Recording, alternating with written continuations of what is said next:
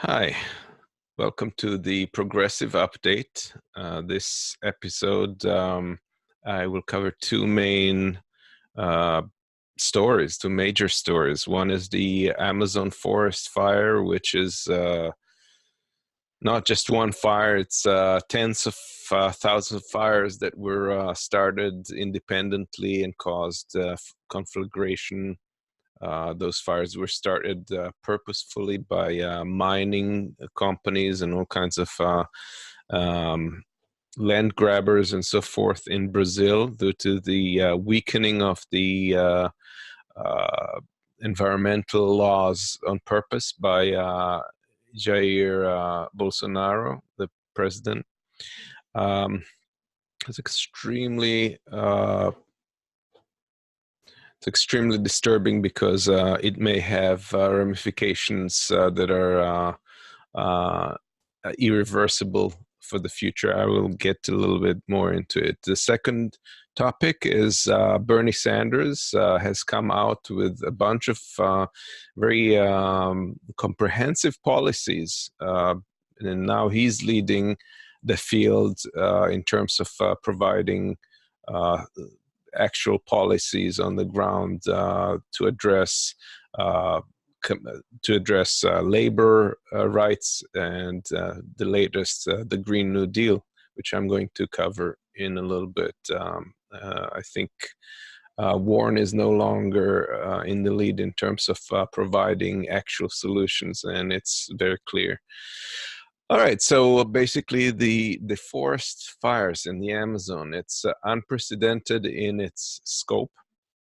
It's never been recorded to that extent. And it's producing a lot of biomass burnout, fumes, a lot of smoke going into the air. It's not just that; it's basically devastating entire regions of rainforest. And if it wasn't already Bolsonaro's ideology to destroy as much forest as possible for gain, uh, this is destroying the rest just by the fact that these fires are happening. Obviously, it has to do with drying of these forests to some extent because of climate change, and also the fact that there's a lot of people vacating lands by fires, which is a standard way of doing so. And now that a lot of the protections in Brazil have been removed, this is happening en masse. And so the danger really is even beyond the immediate damage, and that's that we will reach a point where things spiral to a death spiral off the Amazon forest. And a lot of scientists are concerned about it because such occurrences have been documented in the past in Germany, in North America, and so forth. And it's basically a situation where at some point the forest starts to die by itself. The trees start to die, not necessarily for one reason, but a lot of it has to do with acidity of the soil growing and so forth. Insects disappearing because of these fires and so forth. It's hard to really pinpoint what may cause it, but that is the concern, that the rainforests will start declining, eventually becoming a savanna, and that would be really dangerous, I think, for the whole planet, because a lot of the oxygen that is produced on Earth is actually originating in the Amazon rainforest. It's a very productive region, and it has implications on so much more around the world. Our oxygen has already been declining, and the CO2 content of our air is, I believe, a third more than it was before the Industrial Revolution. So if you can imagine being in a closed room that's not ventilated, that's pretty much where we are. Uh, Sadly, though, Jair Bolsonaro, instead of reversing his policies, is doubling down, is accusing Macron, who's called for discussion of these issues at the G8 meeting. He's called him a colonialist, and he's accusing anyone who's criticizing Brazil as having political agenda against him, and he's presenting himself as the victim of this truth. And does that sound familiar? Well, so he's pegging the whole thing as a conspiracy against him. He's saying that not-for-profit organizations were lighting these fires just to harm his government and to bring criticism on his policies.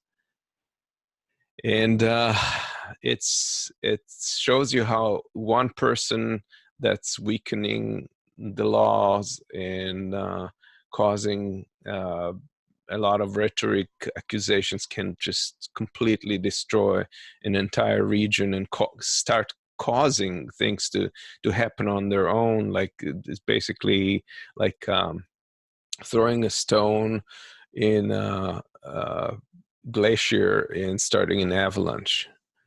So that's a sad story. We don't really know yet the results of all of this, but the images and the numbers and the effects of these fires is just unbelievable. It's just mind-bending and heartbreaking. But our next story is Bernie Sanders has come up with his the green energy bill, the Green New Deal, and it is a very bold and comprehensive policy, or bunch of policies. It covers basically reaching 100% renewable energy production for the electricity and transportation sector by 2030, and then complete decarbonization by 2050 at the latest. So hopefully before, but these are the goals, and that is by propping up the markets for green energy production, such as solar, wind, geothermal, and so forth. It's also taking a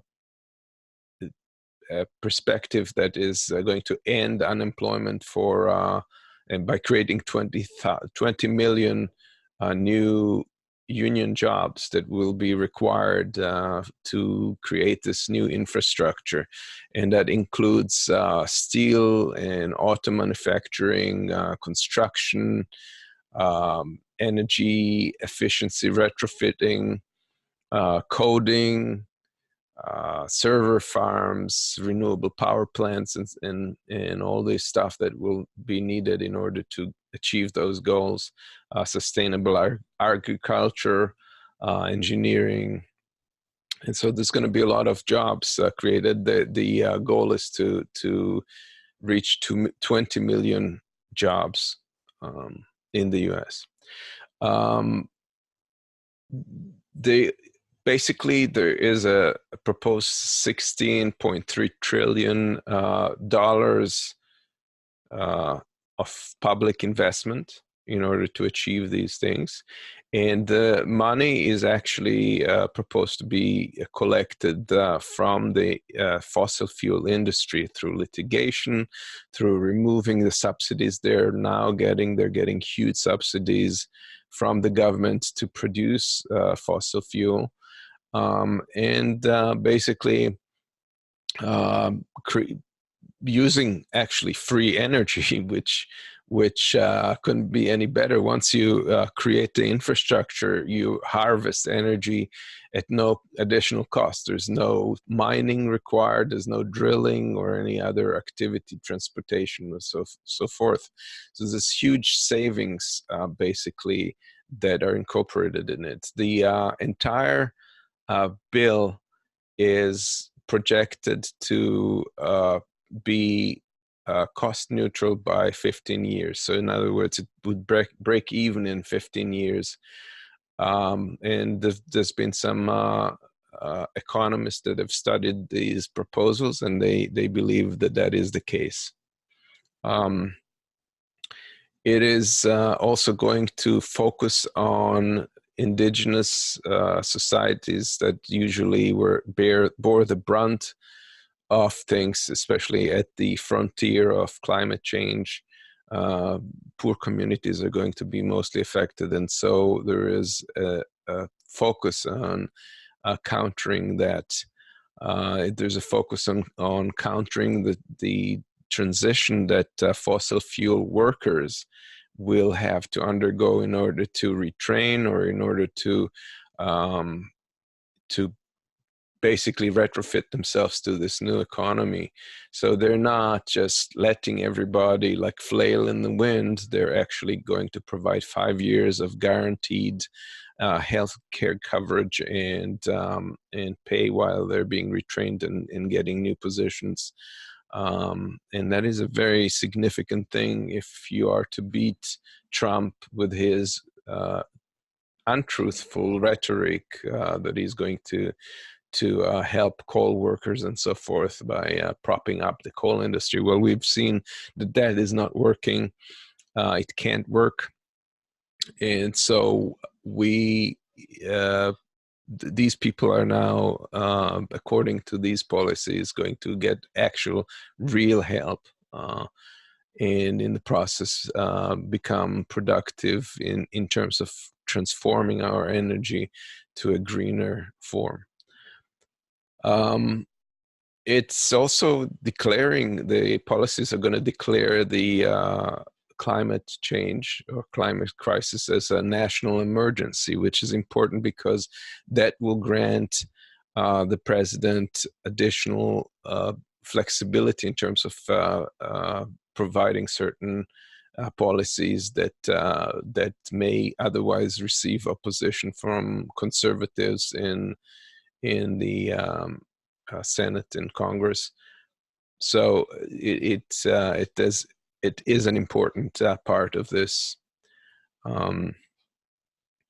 It is also going to have things like trade-in programs for families to trade in gas inefficient vehicles for new hybrid or electrical vehicles, and such things, improving the public transportation, building affordable, high quality, modern public transportation systems that are going to use the best of technology. And they're also going to focus on increasing small farms, support for small farms, small family farms, and getting further away from the stronghold of the big agra on food production. Basically, it's a very comprehensive and bold bill, and I think it takes AOC's initial intent or declaration of intent to a new level of concrete proposal. And nobody else has done that. Neither has Warren or Inslee, who ran specifically on the climate change issue.